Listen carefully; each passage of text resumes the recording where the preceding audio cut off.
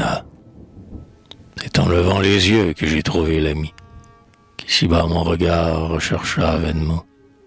Elle est venue à moi quand j'étais endormi, et mon rêve a grandi sous son rayonnement. Vous la voyez passer, bruissante feuillée. Elle répand sur vous son sourire indulgent, et durant les combats des nocturnes veillées, pour elle tous mes pleurs sont des perles d'argent. Elle porte un habit tissé de clarté blanche, et traîne dans ses plis d'indicible douceur. Elle connaît les nids blottis au sein des branches, et les noms fabuleux des étoiles, ses sœurs.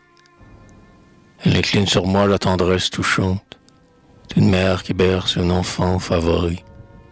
Et quand, dans la douleur, comme un signe je chante, elle écoute en silence et n'a jamais souri.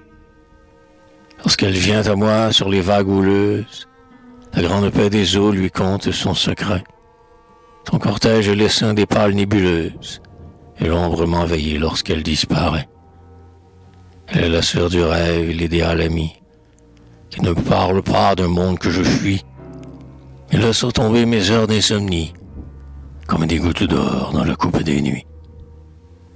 Loin d'elle, chaque soir, je guette sa venue. Quand elle ne vient pas, j'ai des pleurs dans la voix, et les chaudes lueurs d'une flamme inconnue s'allument dans mes yeux lorsque je la revois. Je ne croiserai point ses pas sur cette terre, car le Maître éternel a tracé son chemin.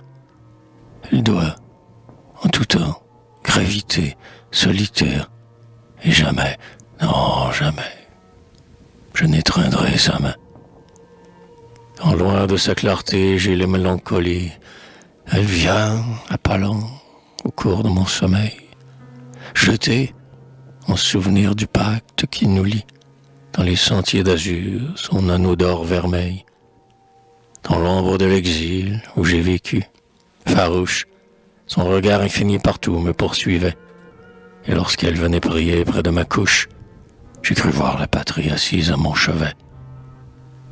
Fidèle jusqu'au bout à sa tendresse fière, elle seule viendra dans la nuit de l'oubli, traîner ses voiles blancs au fond du cimetière et baiser sur la croix mon petit nom pâli.